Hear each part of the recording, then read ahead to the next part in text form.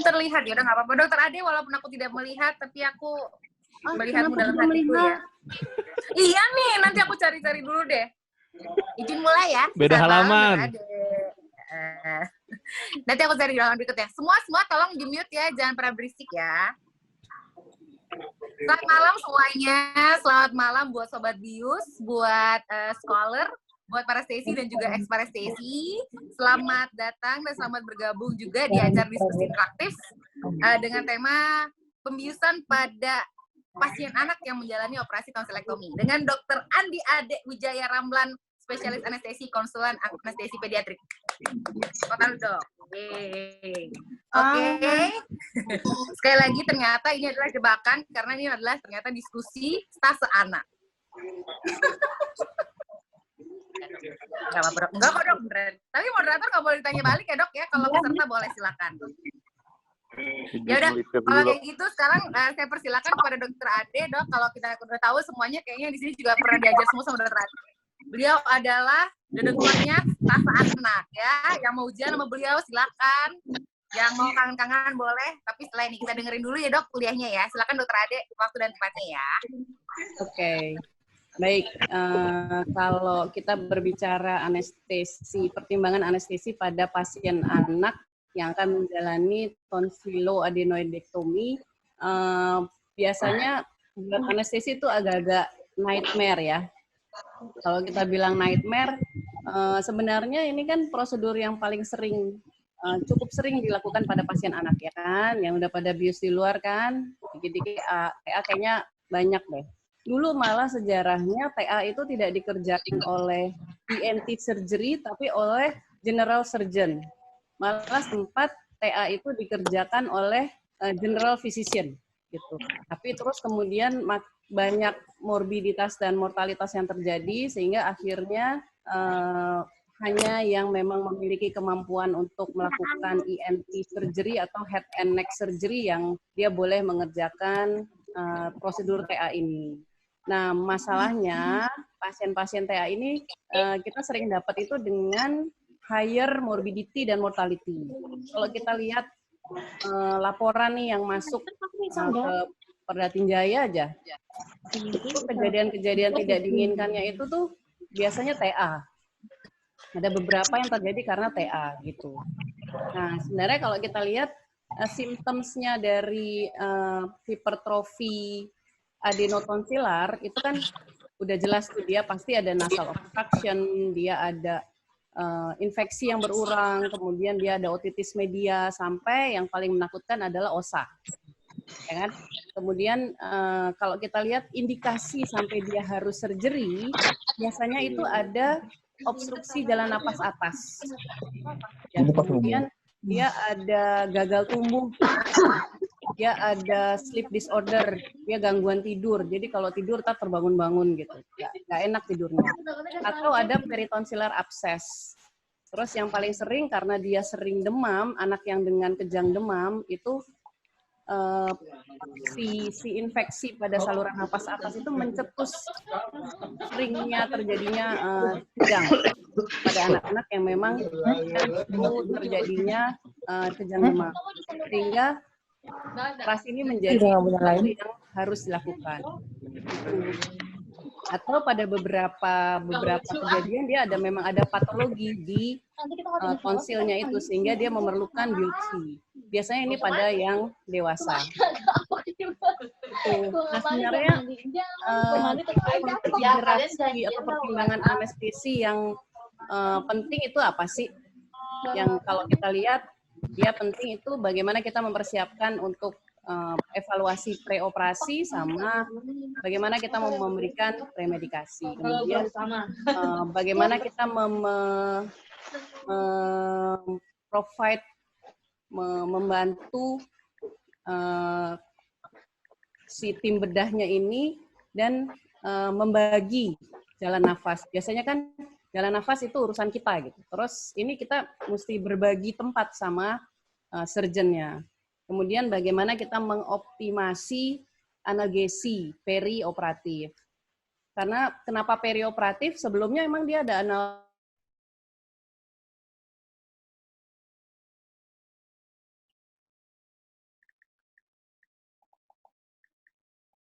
infeksi atau dia dengan nyeri di tenggorokan, dengan radang, itu kan dia perlu analgetik juga sebenarnya.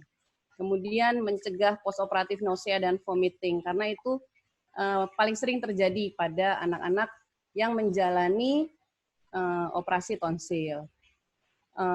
Airway management di recovery room. Biasanya tuh paling sering tuh nanti begitu sampai di RR, dia nggak napas. Yang terakhir, kita mesti aware resiko terjadinya perdarahan post-operatif.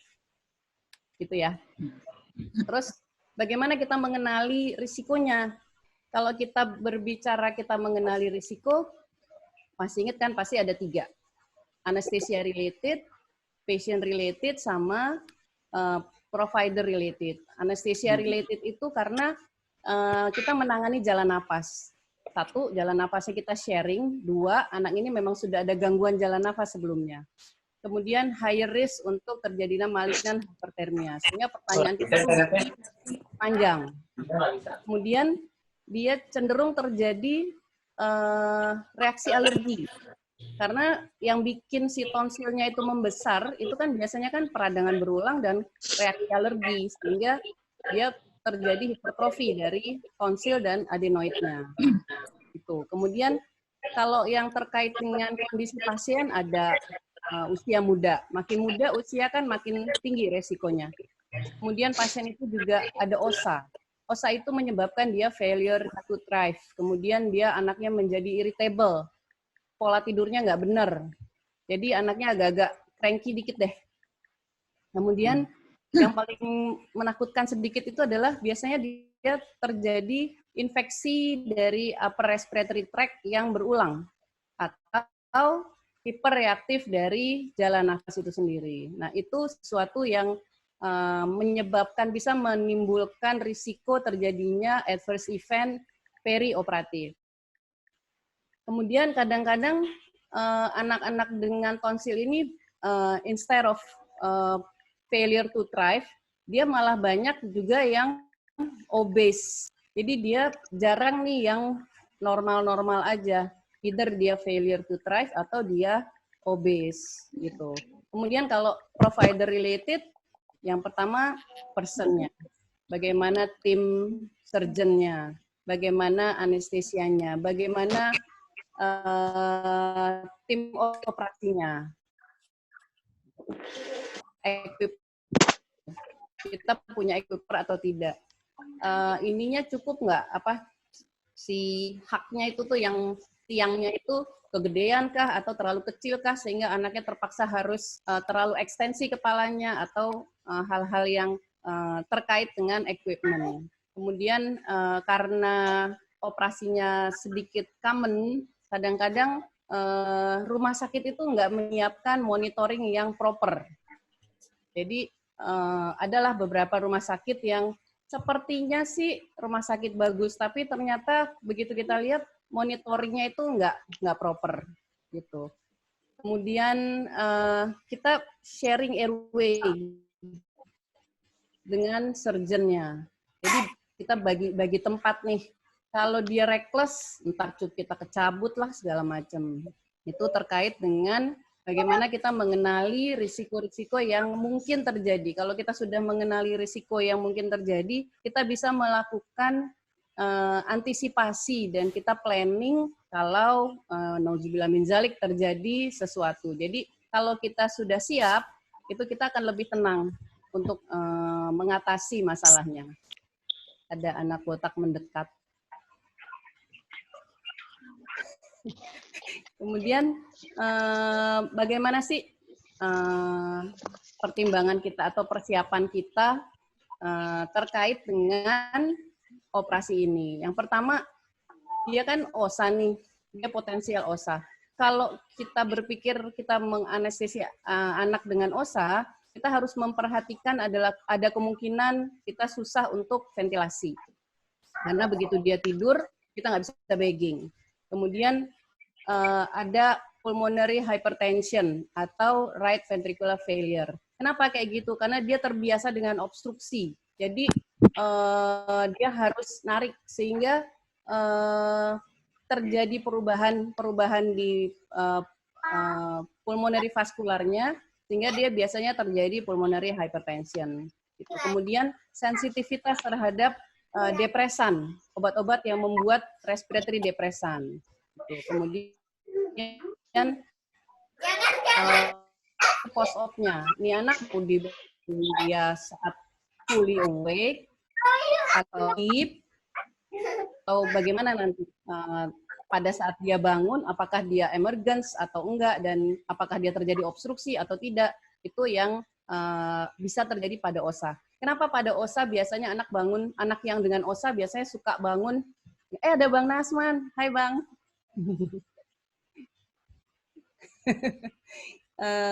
Pada saat dia bangun, itu dia suka gelisah. Belum tentu itu emergence delirium, tapi dia gelisah karena memang anak-anak dengan OSA itu biasanya irritable. Jadi pre-anesthesia behavior-nya itu dia lebih gelisah dibandingkan anak-anak yang tidak dengan OSA. Itu. Kemudian kita ada shared berbagi jalan nafas nih. Jadi kalau disarankan dia menggunakan RAE, oral RAE, yang South Pole. Jadi yang bentuknya kayak huruf C. Kayaknya ada di gambarnya. Kemudian dia perlu emergence ya. Emergence yang waktu emergence yang lebih smooth, yang lebih bagus. Jadi pada saat dia bangun tidak terjadi emergence delirium. Kita berharapnya bangunnya lebih baik. Kenapa kita berharap bangunnya lebih baik? Supaya nggak bleeding.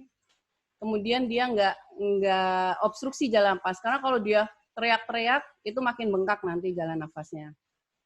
Nah, post-operative complication-nya dia apa? Yang paling sering adalah bleeding. Itu yang paling ditakutkan. Kemudian ada juga negative pressure pulmonary edema. Itu kalau dia obstruksi. Kenapa dia obstruksi? Banyak peralatan yang diletakkan di mulut yang menyebabkan edema. Jadi dia menekan sehingga terjadi iskemik sebenarnya. Kemudian pada saat tekanannya dilepas dia terjadi kayak iskemik reperfusion gitu. Jadi udem. Yang bekas penekanan itu jadi udem. Sehingga itu menyebabkan obstruksi dari jalan nafas pasien. Nah, itu sangat berbahaya karena dia bisa menyebabkan negative pressure pulmonary edema. Negative pressure pulmonary edema itu terjadi karena obstruksi jalan nafas menyebabkan terjadinya penarikan tekanan negatif yang besar di toraks sehingga menyebabkan terjadinya pecah pembuluh darahnya itu jadi kayak pecah vaskuler pembuluh darah perifernya yang vaskulaturnya itu jadi seperti pecah sehingga terjadi pulmonary edema. Jadi cairannya itu pada keluar. Bukan pecah dalam arti robek ya, tapi dia leakage. Cairannya itu leakage karena tekanannya sangat kuat di dalam yang menyebabkan dia keluar sehingga terjadi pulmonary edema. Obstruksi jalan nafas jelas. Kemudian apnu karena dia terbiasa OSA, obat-obatnya masih ada, dia masih terjadi apnu. Kemudian ponfi cukup sering pada anak-anak dengan tonsil dan nyeri. Dan kalau dia nyeri, dia nggak bisa minum, dia nggak bisa makan, dia nangis, itu malah menyebabkan semua komplikasi-komplikasi yang tidak diharapkan itu bisa terjadi. Kemudian bagaimana nih post-op-nya? Boleh pulangkah? Atau dia harus dirawatkah? Atau dia harus kepicukah? Nah, itu tergantung dari tadi bagaimana kita mengenali risiko-risiko yang ada pada pasien. Gitu. Terus yang paling penting pada pasien-pasien OSA adalah bagaimana kita menangani tata laksana jalan nafasnya. Airway assessment, kita bisa menggunakan lemon. Lemon apa? Lupa ya. Yang tidak bisa pada anak, lemon itu hanya malampati. Malampati itu tidak reliable pada anak. Tapi kalau yang lain-lain, neck mobilization, kemudian jarak dari dagu ke tiroid, itu kemudian yang lain-lain itu masih bisa ikuti, masih bisa dihitung. Tapi memang tidak seakurat dewasa. Tapi kita masih bisa mempertimbangkan bagaimana kondisi itu pada anak. Nah, pasien-pasien anak yang dengan tonsil itu dia tidak seperti pasien-pasien anak dengan cleft yang kita mesti berpikir dia ada kelainan kraniofasial. Biasanya kalau dengan tonsil dia jarang yang kelainan kraniofasial, kecuali yang paling sering adalah mukopolisakaridosis. Mukopolisakaridosis itu bisa operasi tonsil berulang-ulang kali karena tumbuh lagi. Dia tapi tidak ada hubungannya sebenarnya dengan proses pertumbuhan dari kraniofasialnya, sehingga harusnya dia tidak semenakutkan itu kalau kita berbicara mengenai kelainan kongenital yang melibatkan jalan nafas gitu. Ada satu yang paling sering terjadi operasi tonsil itu pada anak-anak dengan sindroma Down. Kenapa sindroma Down sering terjadi tonsil? Karena dia biasanya anak dengan sindroma Down itu cenderung sering terjadi infeksi dan dia biasanya hiperreaktif jalan nafasnya. Jadi bolak-balik infeksi saluran nafas, bolak-balik infeksi itu menyebabkan hipertrofi dari tonsil dan adenoidnya. Itu kemudian bagaimana kita menyiapkan equipment-nya, statik, suction, gudel. Kenapa kita mesti menyiapkan suction? Karena anak-anak dengan hiperreaktif jalan nafas biasanya sekresinya akan lebih banyak. Kemudian gudel diperlukan kalau pasiennya dengan OSA. Mudah-mudahan dengan OSA pasien dengan OSA bisa ditangani dengan gudel sehingga aliran udaranya dari atas ke bawah bisa lancar. Kemudian kita mesti menyiapkan laringoskop yang sesuai ukurannya. Apakah Miller ataukah McIntosh tergantung kebiasaan kita. Kalau kita bertanya, perlu nggak sih kita pakai video laringoskop atau pakai yang lain-lain? Kalau yang paling aman kan memang disarankan pakai video laringoskop. Tapi kalau kita punya, why not? Kenapa nggak dipakai daripada video laringoskopnya cuma ada di gudang, mendingan kita pakai. Karena kita bisa ngelihat. Tapi kalau kita nggak punya, ya kita pakai laringoskop biasa dan kita harus menyediakan minimal stylet. Karena kadang-kadang alur untuk kita memasukkan ETT itu tertutup oleh tonsil. Jadi kita agak sempit, space kita di dalam mulut itu lebih sempit. Nah, ini di gambar itu ada yang RAE, yang ETT RAE yang south angle. Kenapa RAE yang south angle? Kalau kita mau pakai yang non-kinking, bisa nggak? Bisa. Tapi satu, dia lebih mahal, yang non-kinking. Yang kedua, kalau non-kinking, kalau begitu dia kejepit antara gigi dan mouth gag-nya, dia nggak bisa dikembalikan lagi. Tapi kalau dia yang RAE, itu di mouth gag-nya itu sudah ada alur yang sebenarnya bisa membuat RAE itu nggak kinking. Kalau kita pakai ETT biasa, kan begitu kejepit sama si mouth gag-nya, dia kan pasti akan kinking, karena dia akan turun ke bawah ETT-nya. Tapi itu tergantung dari surgeon biasanya. Ada surgeon yang dia nggak usah ditaruh, nggak mau ditaruh di depan, dia maunya taruh di samping aja, jadi nanti kita pindah gitu. Tapi pada saat kita pindah itu sebenarnya menimbulkan another risk, potensi bahaya yang lain kalau kita pindah-pindah ETT itu. Ada juga yang udah deh nasal aja, jadi nggak usah pindah-pindah dan nggak akan ketekan oleh mouth gag-nya si ETT itu. Nah, kekurangannya kalau dia itu melalui nasal itu lebih gampang tercabut. ETT-nya itu lebih gampang tercabut kalau dia lagi bekerja karena dia diletaknya di belakang gitu. Jadi lebih gampang ketarik ETT kita tuh daripada kalau dia di depan. Jadi sebenarnya memang alat si mouth gag-nya itu sudah di-create sedemikian rupa supaya operasinya itu aman dan si TT itu berada di posisinya di tengah yang bagus. Nah, saya pernah di Taiwan tuh mereka menciptakan apa ya, konektor. Jadi kayak konektor ini nih, konektor ini bentuknya itu lengkung ujungnya. Jadi si mouth gag itu tuh nempel di situ. Jadi dia pakai ETT biasa, nanti dipotong, dikoneksikan ke konektor ini. Tapi konektornya bentuknya lengkung dan dari besi, sehingga tidak akan tergigit dan tidak akan tabrakan dengan si mouth gag itu. Itu kemudian bagaimana kita memposisikan dari anaknya. Yang paling penting itu sebenarnya posisi. Kalau pada saat kita melakukan ventilasi, kita harus tanya dulu sebelumnya, ini anak paling nyaman posisi tidurnya kemana? Kalau dia nyaman ke kiri, kita harus beranggapan bahwa di kiri itulah, kalau dia miring ke kiri itulah, jalan nafas dia paling bebas. Kalau dia paling nyaman tidurnya posisi miring ke kanan, ya dia miring ke kanan itulah posisi jalan nafasnya paling bebas.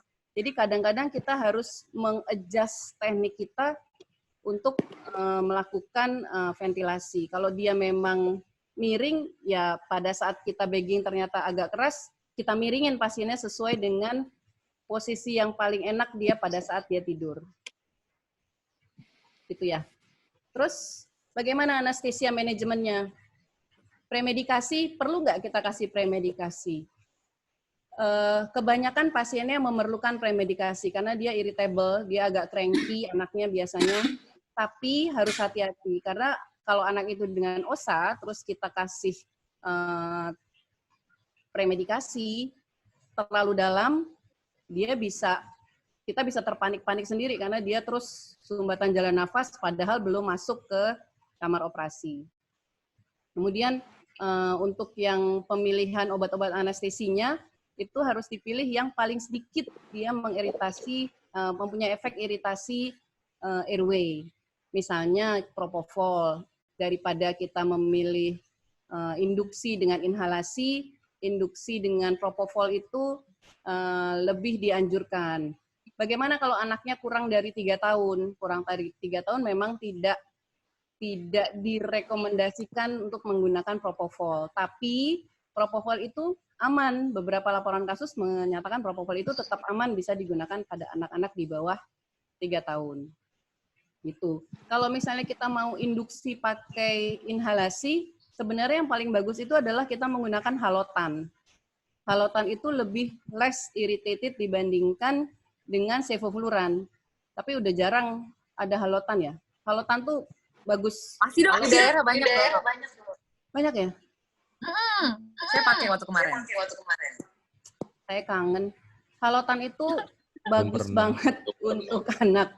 Cuma efek bradinya aja yang agak serem-serem dikit, tapi dia bagus. Induksinya tuh bisa smooth. Di Padang udah nggak ada halotan. Ya. Kemudian, apakah perlu kita kasih premedikasi dengan SA, antikolinergik? Ternyata tidak terlalu berhubungan antara pemberian SA dan mengurangi irritable dari hiperreaktif dari jalan nafas. Jadi sebaiknya SA itu kita pikirkan, kita gunakan itu, misalnya kita berpikir kita menggunakan SA untuk anti-sialogok.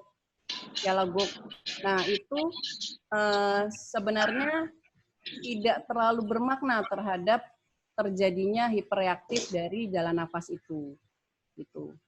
Nah yang paling penting itu adalah pain management.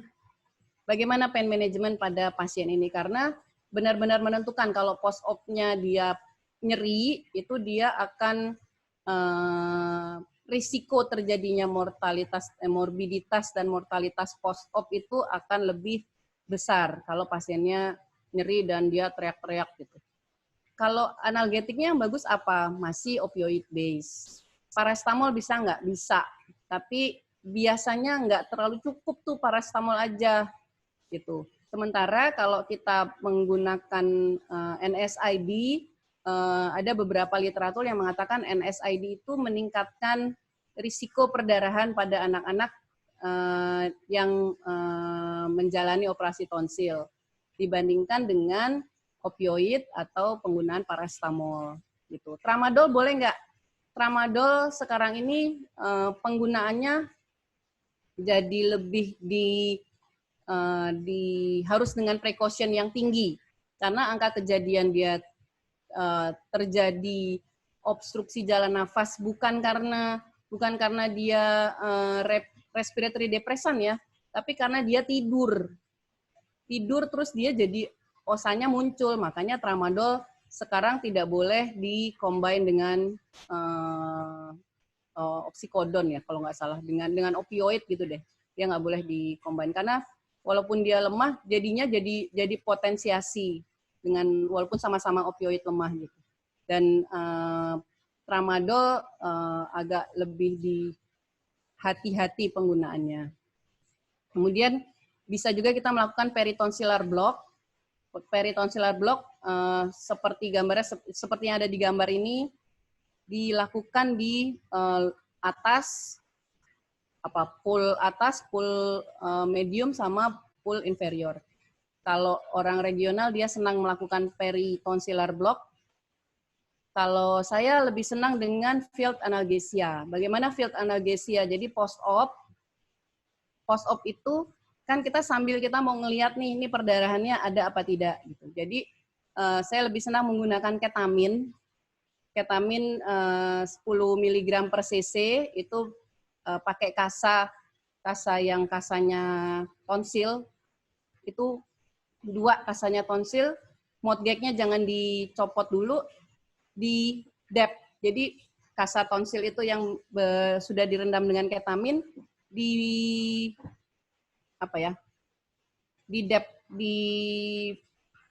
ke peritonsilar yang bekas lukanya itu.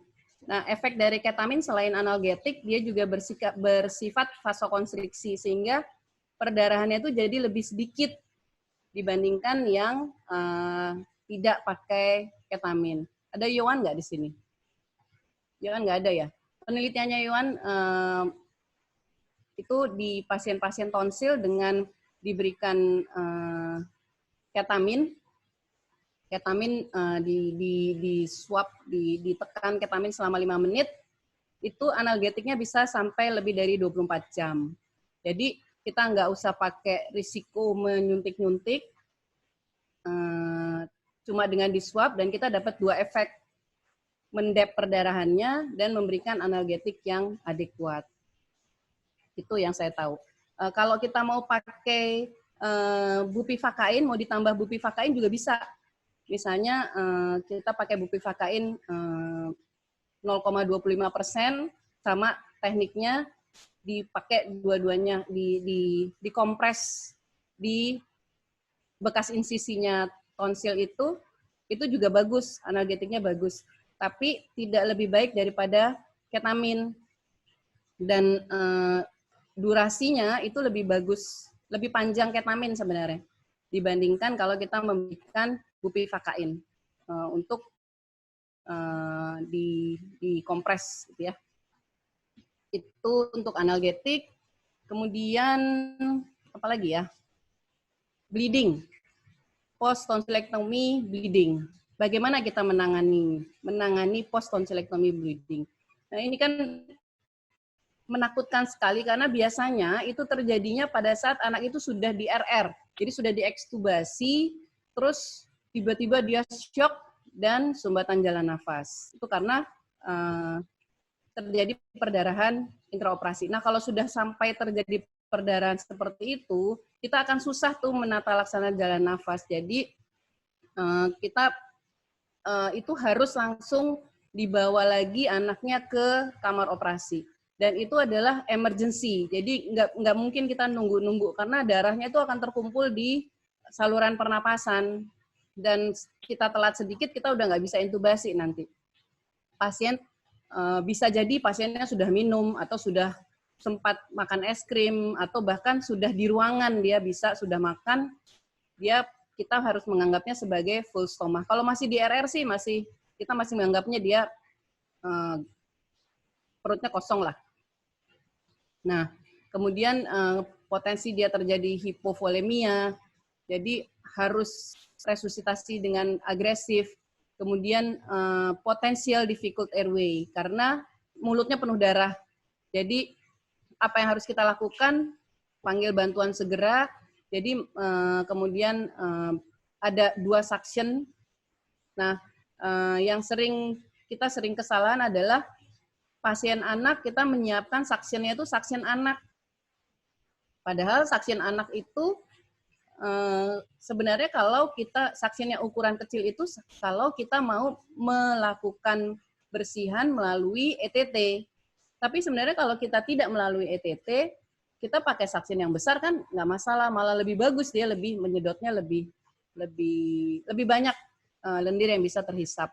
Jadi suction yang sebesar-besarnya supaya cairannya bisa terangkut, darahnya bisa terangkut dan kita bisa segera melakukan intubasi. Kemudian ETT yang dengan stylet. Nah, konflik yang sering terjadi kalau misalnya kita menghadapi post tonsillectomy bleeding itu adalah yang pertama, ini full stoma, tapi kita nggak bisa nunggu nih, nggak usah nunggu sampai puasanya banyak dulu. Ini dia barusan selesai makan tapi terus berdarah. Biasanya dia berdarahnya itu karena makannya dia nggak yang cair dulu, dia langsung makanan yang agak sedikit padat, dia malas ngunyah, kena kesenggol jahitannya sehingga jahitannya lepas. Kemudian kita mau RSI, tapi ini takutnya susah airway, jadi kita mau pakai relaksan atau kita tidak mau pakai relaksan. Kalau RSI kan kita pakai relaksan. Atau kita maunya sleep non apnea aja deh supaya jalan nafasnya masih refleks jalan nafasnya masih bagus gitu. Itu konflik yang kita harus pertimbangkan per kondisi pasien. Jadi tidak bisa disamakan, disamaratakan semuanya. Gitu. Kemudian ini kita mau resusitasi dulu atau dia langsung surgery karena harus kontrol bleeding atau yang lain-lain. Nah, kemudian bagaimana dengan airway obstruction yang mungkin terjadi karena tindakan yang berikutnya, tindakan yang terjadi karena emergency surgery untuk airway obstruction ini. Itu kali ya. Terakhir, apakah boleh rawat jalan? Kita sebenarnya kalau TA itu, kalau dia aman, dia boleh rawat jalan. Hati-hati untuk rawat jalan kalau dia kurang dari 3 tahun. Kemudian ada OSA. Kemudian ada gangguan koagulasi. Ini kok susah banget nih dihentikan perdarahannya. Kemudian ada komorbid. Bahkan misalnya cuman karena komorbidnya itu hanya karena dia obes. Itu harus hati-hati. Kemudian anak dengan abnormality kraniofasial. Nah, itu ya iyalah kalau kita dapat Down syndrome atau Treacher Collins kan kayaknya maunya dimasukin ICU aja gitu. Kemudian situasi yang nggak sesuai, not consistent. Jadi dia nggak bisa pulang, di rumah nggak ada yang ngawasi, orang tuanya misalnya dia tinggal sama neneknya atau apa yang hal-hal yang terkait dengan faktor-faktor yang menyebabkan si anak itu tidak bisa dipulangkan atau rumahnya jauh. Dia dari Bogor misalnya, beroperasi di RSCM, nah ya udahlah nginepin aja deh gitu. Karena terlalu jauh kalau ada sesuatu yang emergency, terlalu jauh dia untuk datang ke rumah sakit yang tempat dia operasi. Itu kali ya. Sip. Iya dok. Begitu ya. Jadi tadi sekali lagi makasih buat Dokter Ade nih. Kita mau kasih tahu juga buat peserta. Tadi kita udah kasih tahu lewat chat. Kalau yang mau tanya bisa langsung lewat chat. Itu fiturnya ada di sebelah kanan di Zoom-nya itu. Chat aja yang more, terus pilih yang chat, terus tanya. Nanti kita tanya ke Dokter Ade. Nah, ini kita udah ngumpulin beberapa pertanyaan nih dok ya. Saya tanya satu-satu ya dok ya. Ya. Berasa ujian. Kan kita moderator dok. Apa ya dok? Pertanyaan. Ya, masih tetap ya dok. Pertanyaan yang pertama nih dok, masih tentang post open karena itu yang paling kita paling sebel tuh kalau bangun pasien anaknya tuh menjerit-jerit gitu kan kita jadi merasa bersalah ya dok ya. Post opening yang adekuat dan membuat nyaman pasien anak. Kan tadi dokter Ade bilang ketamin tuh ya dok ya. Dok ya. Mungkin ketamin, terus banyak juga yang nanyain dok, mungkin ketaminnya tuh dosisnya berapa, terus itu di depnya itu berapa lama, terus habis itu mungkin nanti juga dikombin sama obat C-nya atau mungkin lebih baik oral, karena tadi kan dokter bilang paracetamol tapi kurang kuat, tambahin opioid, apa sih dok opioidnya gitu, apa paketan dok, biar kita nyontek-nyontek dikit gitu, kalau boleh tahu ya dok ya. Oke. Kalau analgetik, saya penggemar regional, jadi saya lebih menganjurkan dia menggunakan opioid, bukan opioid, blok regional, tapi yang field block. Karena saya kalau anak prinsipnya semakin tidak invasif semakin bagus gitu. Dan peritonsilar block itu nggak terlalu mudah juga kita menentukan, apalagi kalau tonsilnya udah hilang. Kan kita bingung ini yang mana pool atas, mana pool bawah, mana pool yang menengah. Jadi kalau kita bisa yang simple, nggak pakai suntik-suntik, kenapa harus yang susah gitu? Kalau di anak prinsipnya mungkin seperti itu ya. Jadi kalau ditanya dosisnya berapa sebenarnya ketamin? Ketamin kita pakai ketamin 10 mg per cc. Jadi ketamin diencerkan sampai 10 mg per cc. Berapa banyak yang masuk itu kita nggak pernah tahu karena nggak ada tuh penelitiannya mengukur kalau kita kompres selama 5 menit tuh dia yang terserap berapa sih. Tapi yang jelas efek sistemik dari si ketamin itu nggak nampak pada anaknya. Jadi di dep selama 5 menit itu dia nggak jadi takikardi, dia nggak jadi halusinasi apa namanya, hangover gitu, dia nggak seperti itu. Nggak jadi meler-meler juga ludahnya gitu ya dok ya, pas bangun-bangun gitu kayak nggak juga sih dok, saya suka pakai soalnya. Dari 35 pasien ya kalau nggak salah waktu itu penelitiannya itu, yang hipersalivasi itu hanya 1, tapi tolerable, jadi nggak yang meler banget gitu, nggak gitu. Jadi menurut saya sih itu cukup bagus. Kalau kita nggak bisa itu, sebenarnya yang paling bagus adalah opioid. Opioid kita mau pakai apa? Morfin. Morfin, resikonya kan lebih besar ya. Dan kalau kita mau kasih morfin, berarti anaknya nggak mungkin pulang gitu. Paracetamol ya paracetamol. Paracetamol bisa dikasih 15 mg per kilo, tapi biasanya nggak terlalu adekuat tuh. Kalau misalnya kita mau combine, udah morfinnya sencrit, paracetamolnya ditambah paracetamol, itu biasanya kita nggak ngasih morfin, tapi kita ngasih golongan oksikodon atau kodein gitu. Cuma tetap dia namanya opioid, dan pada anak itu efek depresi jalan nafasnya itu jadi lebih tinggi. Dan apalagi anak itu dengan OSA, dengan riwayat OSA yang sensitivitas dia terhadap CO2 dan oksigennya itu sudah berubah gitu. Jadi dia gampang sekali terjadi apnu. Males banget. Yes. Oke, berarti ketamin. Jadi saya kira tuh ketamin ada dosisnya dok. Soalnya tadi hitung-hitung 0,5 miligram per kilogram berat badan gitu. Ternyata pokoknya encerin aja. Terus dep yang kaca bulat-bulat yang kayak upil-upil itu.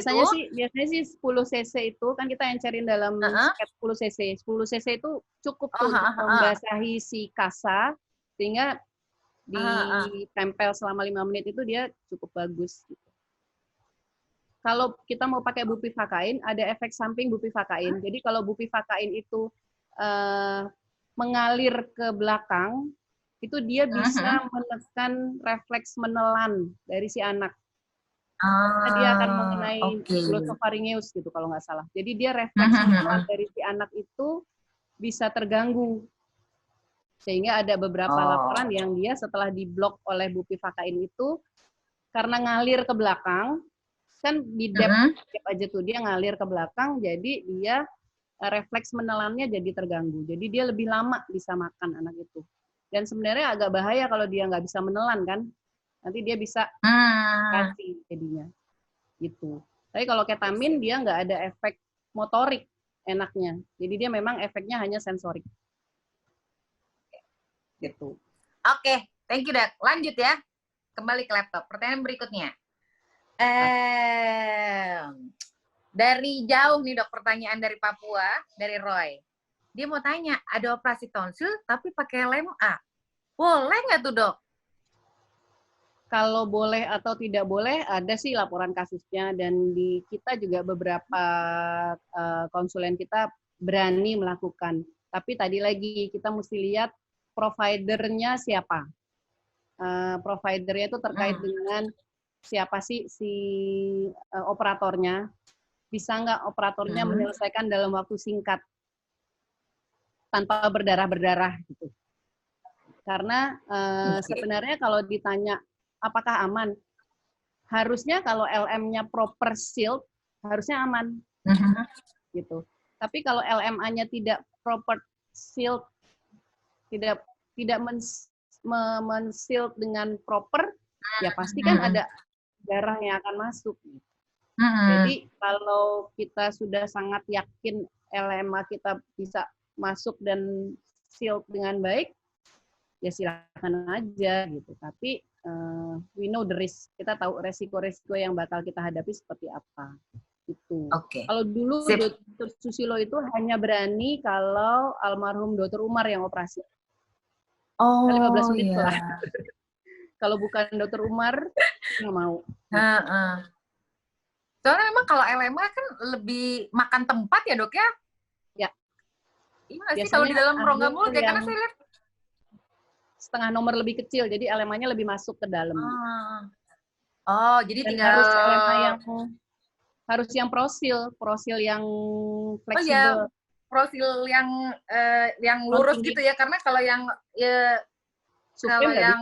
bentuk L gitu kan penuh banget semuanya, jadi nggak bisa ada ruang buat operasi ya, Dok ya? Ya, dia harus prosil yang prosilnya juga yang non kinking, jadi kecil, ininya kecil.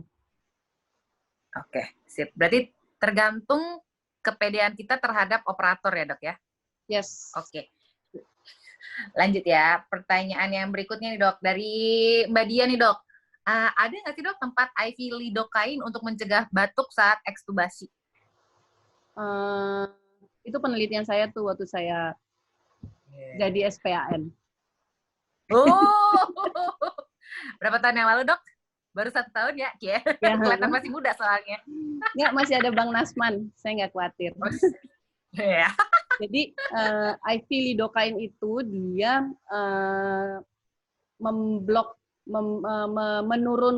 menurunkan ambang sensitivitas dari respon batuk di jalan nafas.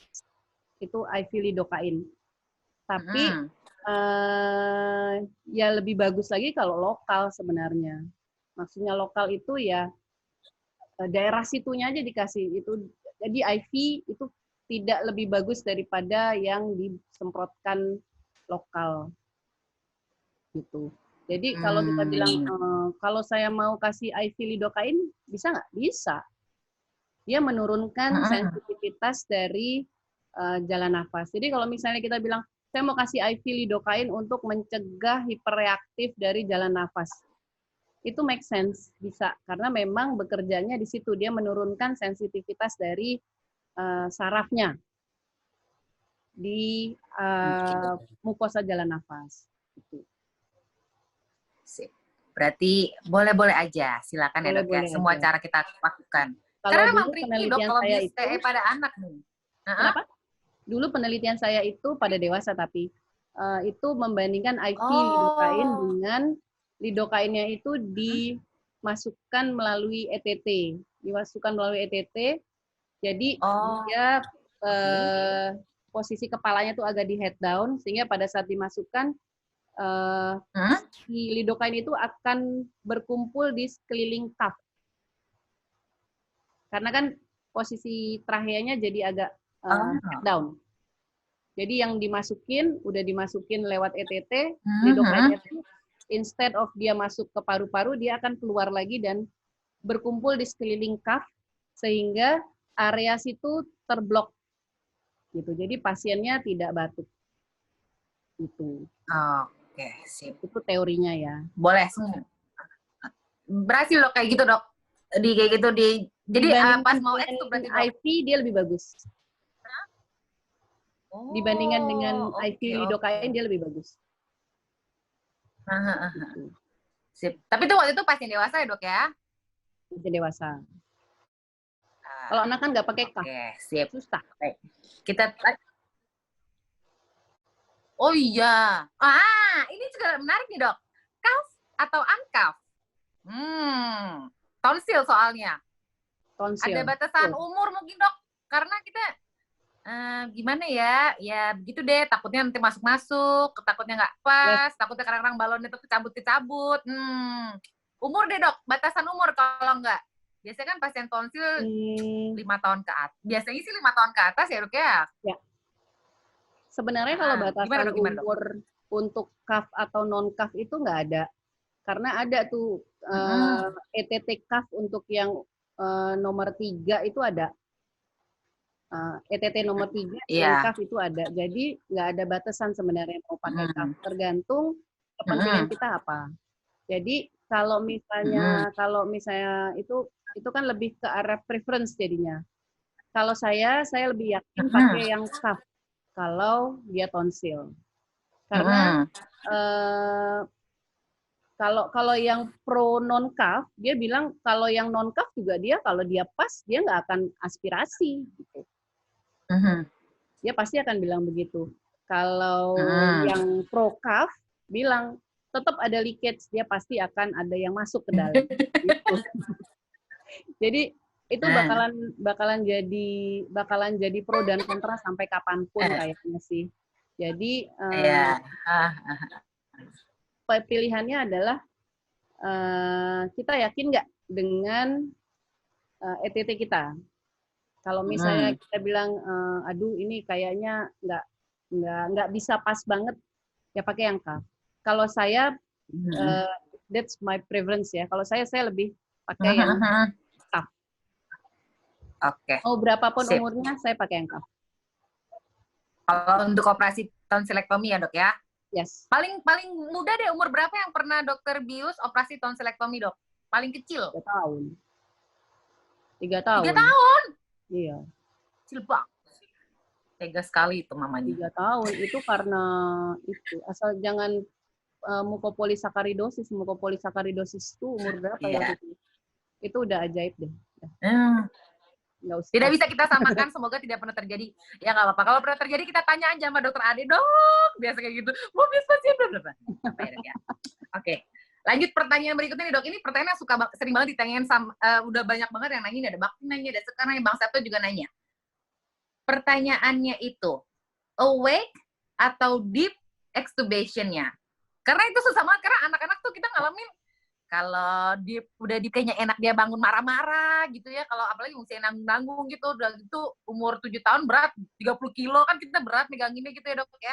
Tapi kalau misalnya deep juga takutnya dia obstruksi gitu. Karena susah banget kayaknya kita nunggu anak tuh kalau awake, kalau dia nggak nyaman dikit pasti dia marah gitu kan ya. Jadi emang sih teorinya awake ya dok ya. Maksudnya untuk dia clear blood, tapi itu susah banget kalau TE pasien awake, anak-anak dan bangunnya enak tuh nyaman, itu susah banget. Sama sekali nih dok, pearls and pitfalls saat akan landing, pas end of procedure-nya itu supaya aman dan nyaman buat pasiennya.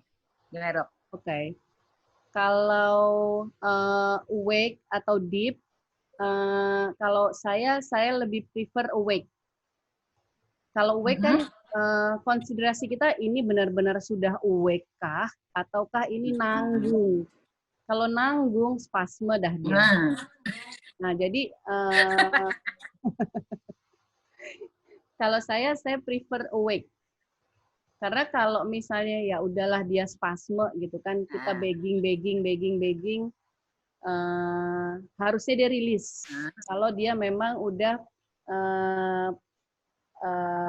pathway-nya dia untuk bangun gitu. Kalau deep, apakah terus pada saat dia bangun tidak mencegah terjadinya spasme juga kan belum tentu. Nah malah jadi lebih susah tuh kayak tadi tuh udah 30 kilo, mending 30 kilo, 40 kilo, setengah mati. Terus kalau misalnya udah kayak gitu, ini kita bingung jadinya. Ini gue dalemin apa gue tunggu bangun aja ya gitu. Kalau misalnya terjadi sesuatu. Iya banget. Kan? Kalau saya lebih cenderung ya udahlah saya bangunin aja gitu. Tapi yang suka kesalahan dalam menentukan apakah ini memang sudah bangun atau belum adalah anak ini bergerak, udah gerak kok tadi gitu, makanya terus dicabut. Padahal sebenarnya mungkin geraknya itu masih gerak yang unpurposed, masih gerak yang bergerak aja, nggak ada tujuannya. Nah kalau kayak gitu itu masih nanggung, jangan diekstubasi. Kalau dia sudah jelas gerakannya, misalnya dia mau nyabut ETT-nya, nah itu dia sudah jelas tuh. Atau matanya itu udah fokus. Intinya gitu.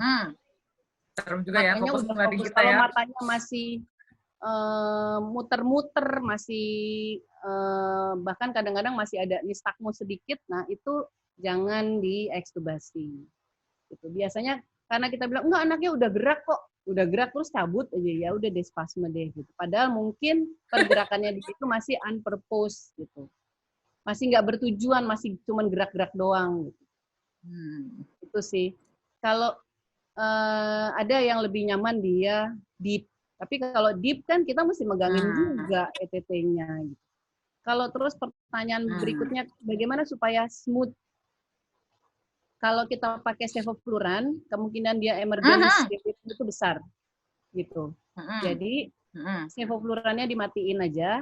Pada saat operatornya kita masih naro-naro ketamin itu tuh, sevoflurannya dimatikan, kasih propofol sedikit, 0,5 miligram per kilo. Kasih propofol, tapi sevoflurannya udah kita matiin, gitu. Analgetik udah diberikan, kasih propofol 0,5 miligram per kilo. Itu dia biasanya bangunnya akan lebih bagus. Itu tips and trick. Jadi jangan sevoflurannya langsung mati. Jangan pakai Dex. Dia ngamuk biasanya. Biasanya kan kita bilang pakai Dex deh biar bangunnya cepet. Jangan deh. Oh gitu. Ngamuknya belum tentu emergency delirium, tapi dia biasanya ngamuk. Oke, sip. Jadi coba saya rangkum ya dok ya, buat contekan saya nih, saya abis setelah ini saya akan tulis langsung di note saya gitu ya, kita cara bangun teh yang enak. Jadi pertama kali mungkin analgetiknya cukup dulu ya dok ya, ketamin tadi ya, berapa 10 mg per cc, tempel selama 5 menit, basahin aja tuh 10 cc itu dibagi 2 terus tempelin. Nah terus setelah itu saya akan pas lagi ngedep ketamin kita matiin sevofluran, ya benar kan? Dari sevofluran terus masukin propofol 0,5 miligram per kilogram berat badan.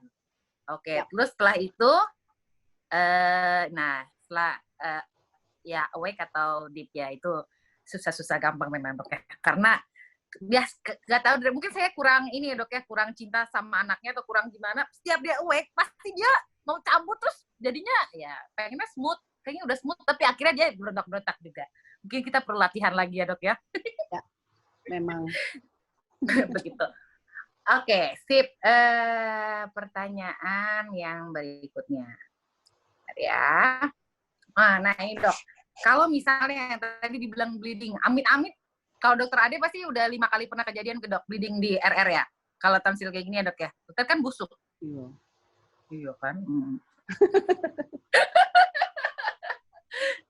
Kalau saya sih belum pernah kejadian nih dok ya, tapi kalau misalnya kejadian kayak gitu, di bleeding, RR bleeding, terus kapan kita langsung bla bla segala macam masuk lagi ke OK. Ya. Nah itu kita mintanya setelah itu kita langsung bookingin picu atau kita evaluasi lagi kalau bagus bisa rawat biasa. Kalau pulang kayaknya nggak mungkin ya dok ya. Kalau udah bleeding kayak gitu malas banget kalau pulang. Udah bleeding nah, itu gitu, gimana? Jangan. Jadi kalau kita mengenai apakah harus picu atau tidak kan tergantung dari kondisi pasiennya. Kalau pasiennya memang nggak sampai shock segala macam terus nggak ada periode hipoksia, dia mungkin bisa ke ruang rawat biasa. Tapi kalau dia sempat ada periode hipoksia, ya mungkin dia harus diobservasi di PICU. Gitu. Karena anak itu kan kelihatannya oke-oke Sip. aja gitu, padahal sebenarnya dia ada sesuatu yang lain. Gitu. Oke. Sip. Nah, ini pertanyaan yang juga sering terjadi mungkin nih, Dok, dari Mbak Mutia, Dok. Pasien anak dengan OSA. Pasti gendut, bulat, agak-agak nyebelin. Ya. Enggak juga. Enggak boleh kayak ngomong jolong ya. Enggak boleh ngomong kayak gitu. Biasanya sih ya enggak, ada yang baik juga. Nah, belum ada IV line. 30 kilo lah ya. Repot ya. Jangan deh, 20 lah. 20 kilo, nanggung-nanggung, umurnya masih nyebelin, nggak bisa disuruh. Pilihan premedikasinya apa, Dok? Untuk cari infusnya. Kita bekep langsung? Kan belum ada IV line. Iya. Kalau belum ada IV line, mau tidak mau harus pakai inhalasi. Saya suka pakai N2O saja. Murni, Dok? Iya. Jadi kalau kita pakai Sevo kan bau tuh, ya kan? Kalau N2O saja itu tidak bau. Tapi yang penting dia harus dipasang dulu tuh pulse oximetry. Oke. Gitu. Nah, N2O kan tidak bikin dia deep sedation kan? Jadi dia dipakein N2O 70. Campur oksigen, Dok. Iya. N2O campur oksigen. Iya, kan kalau N2O dibuka, oksigen pasti akan naik. Pasti naik. Ya, kecuali rusak katupnya. Iya, lumayan. Itu hati-hati. Enak. Jadi N2O, pakai N2O saja. Begitu anaknya sudah agak tenang, sevofluran cepat buka gede gitu. Itu 3 kali tarik nafas dia udah tidur tuh, baru langsung dikecilin. Gitu. Karena nggak mungkin kalau misalnya dia nggak ada IV line, kita akan susah memberikan premedikasi apapun gitu.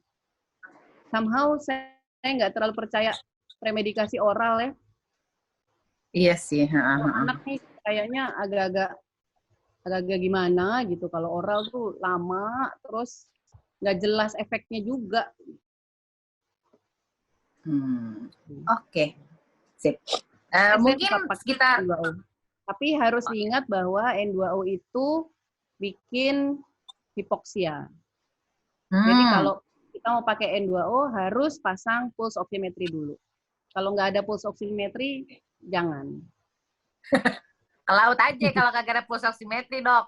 Mau operasi TE kagak ada pulse oximetry. Batal. Zaman dulu gitu ya Bang Nusman ya. Kita masih ngerasain tuh nggak ada pulse oximetry. Zaman-zaman Yusuf.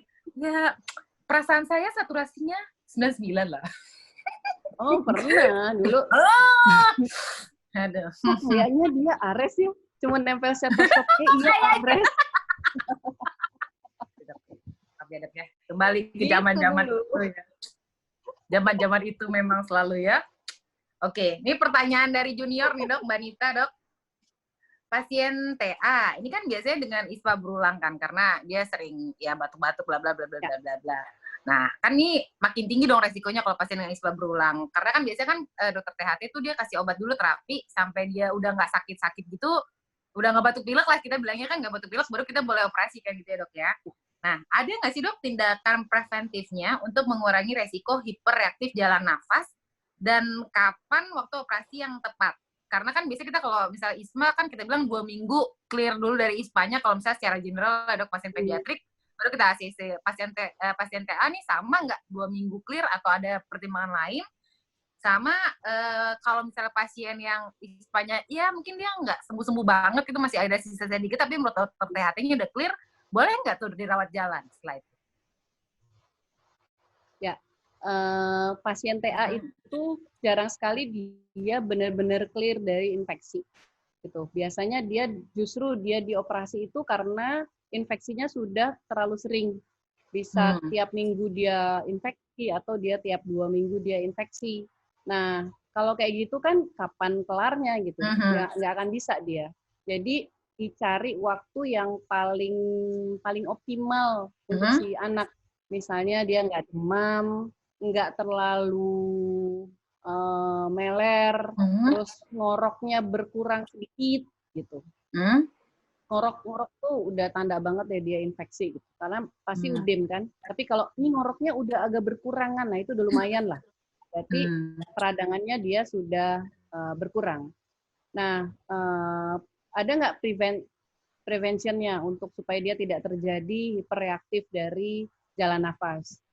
Ada beberapa literatur yang bilang kita bisa inhalasi pakai salbutamol atau pakai steroid gitu. Jadi diinhalasi dulu. Tapi jangan dikasih kayak model mukolitik. Kalau dikasih mukolitik malah banyak tuh. Karena kan jadi encer tuh. Ya nggak?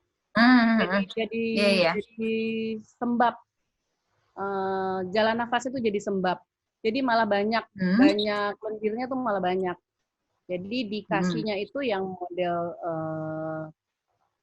steroid itu inhalasi sebelum operasi. Gitu. Jadi ada yang bilang malamnya sebelum operasi dan paginya di inhalasi, atau ada yang bilang sebelum tata laksana jalan nafas, jadi paginya itu diinhalasi dulu. Gitu. Ada yang bilang pemberian salbutamol IV gitu. Tapi sepertinya yang evidence-nya paling bagus itu yang dengan inhalasi salbutamol atau inhalasi steroid. Itu lumayan mengurangi terjadinya hiperreaktif bronkus. Kalau kita menunggu 2 minggu, dia nggak akan pernah bisa selesai. Itu sama dengan anak dengan cleft. Anak dengan cleft kan terbuka.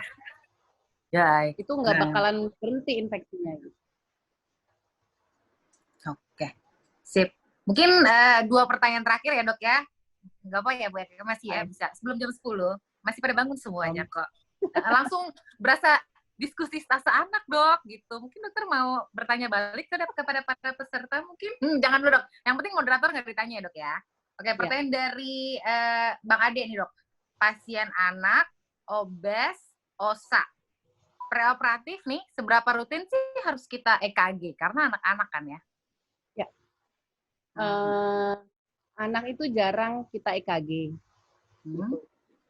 Nah, karena sebenarnya kan risikonya untuk terjadi gangguan itu kan lebih kecil. Karena kalau kita bilang EKG preoperatif itu kan kita mencari risiko sebenarnya kan. Kalau pada kita mencari risiko itu sebenarnya dengan pemeriksaan fisik aja itu udah bisa tuh. Dan EKG pada anak tuh kan nggak gampang juga, ya kan? Gerak lah apa segala macam. Nah sebenarnya yang kita takutkan pada anak kenapa ada pemikiran dia EKG adalah miokarditis gitu. Ya ada nggak risiko terjadinya miokarditis gitu. Kalau kardiomiopati nggak terlalu sering ya. Biasanya anaknya tuh udah failure to thrive. Kalau misalnya udah 3 tahun, 5 tahun tuh dia udah failure to thrive tuh kalau kardiomiopati. Tapi yang suka sering itu dia miokarditis atau karena infeksi streptococcus atau apa gitu di tonsilnya, terus dia bisa jadi kelainan katup dan lain-lain. Tapi kan sebenarnya itu kan bisa dilihat, bisa ditemukan dengan klinis pemeriksaan fisik, juga, atau ada yang lain-lain. Jadi apakah rutin di EKG itu based on clinical findings, kita temukan apa dari anamnesis, pemeriksaan fisik, pemeriksaan penunjang gitu. Nah pemeriksaan penunjang biasanya kan pada nanya nih, perlu nggak sih diperiksa segala macam SGOT, SGPT apa segala macam. Kalau pada anak sih prinsipnya laboratory testing itu hanya atas indikasi.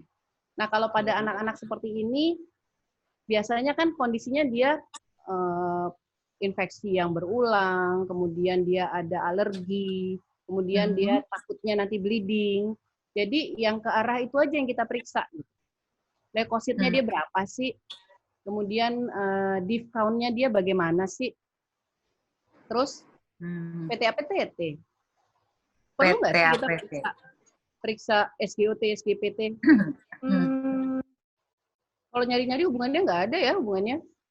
Kecuali kalau kita bius berulang dan pakai halotan. Nah, tuh. Baru deh mungkin, oh kemarin baru habis operasi, jadi cek deh SGOT. Oke. Tapi di daerah biasanya jarang PTA-PTT, Dok. BTCT aja, Dok. Apa, Dok? Lumayan lah. Lumayan lah. Daripada kagak ada ya sama trombosit. Pokoknya disesuaikan aja seadanya, tapi DPL lah ya, minimal ya, Dok ya. Sama discount mungkin. Pasti ada lah. Discount. Sip. Mungkin pertanyaan terakhir nih, Dok, karena katanya di belahan Indonesia yang lain sudah mau jam 12 katanya. Ada yang mau jadi Cinderella. Oh iya. Kalau misalnya field block, ya tadi mungkin dengan bufakain, tapi nggak tahu nih, Dok, antara yang ditotal atau yang disuntik ya, Dok ya. Itu dikasihnya di awal tuh, Dok, kayak kita mau operasi cleft gitu yang intraorbita gitu. Ini bisa nggak, Dok, apa untuk mengurangi kebutuhan fentanyl intraop, atau mendingan dilakukannya setelahnya aja, atau ada pertimbangan gimana, Dok? Kalau ditanya bisa apa enggak, bisa. Bisa. Dan kalau dokter Pri itu dia pasti sebelum operasi dia suntik dulu tuh. Pertimbangannya adalah yang harus diperhatikan, satu, sebesar apa tonsilnya. Karena kita akan menembus, kan susah tuh nyari-nyari ini yang full media, ini yang superior, ini yang di inferior, itu kan agak susah nyarinya kalau menurut saya sih. Nah, itu dan kita kadang-kadang kita harus menembus si tonsilnya untuk supaya kita dapat di titik yang akan kita kasih analgetik itu. Jadi satu, kalau dia ada abses itu kan membahayakan juga. Kemudian ada juga arteri-arteri yang peritonsil itu yang bisa terkena juga. Jadi apapun itu boleh aja gitu. Bukan nggak boleh. Itu kalau kita terbiasa melakukannya ya silakan aja gitu. Tapi ya tetap harus dipertimbangkan kondisi pasiennya sebenarnya memungkinkan nggak untuk itu. Gitu. Orang bisa kok dengan blok peritonsillar block aja dia lokal gitu kan, dengan peritonsillar block bisa. Oke. Baiklah. Mungkin bukan anak-anak kali ya, Dok ya? Anak juga mulutnya serem soalnya. Bisa juga. Cuman memang areanya kan lebih kecil ya. Jadi mungkin nggak usah pakai 3 titik, itu 1 titik aja dia udah dapet atas, bawah, tengah itu udah cakup semuanya. Saya jarang melakukan peritonsillar block, jujur aja. Oke. Sip. Baiklah. Terima kasih Dokter Ade. Ini kita akhiri pertanyaannya, Dok ya. Terima kasih Dokter Ade sudah meluangkan waktunya memberikan sharing kuliah diskusi interaktif bersama Dokter Anastasiu dan juga scholar. Boleh dilihat, Dok, di swipe itu ada berapa orang itu yang ikut dalam itu di mana hari lihatnya? Ini. Di swipe ke kanan ya, Bang Hendra ya. Di swipe ke kanan itu bisa ada muka-mukanya. Absen panggil dulu boleh, Dok? Di swipe ke kanan, absen panggil, lihat aja semua muka-mukanya itu yang lagi mendengarkan. Terima kasih buat semua teman-teman yang udah gabung sama kita. Nah, ada totalnya 94 orang, Dok, di kuliah malam ini dari Aceh sampai Papua. Semua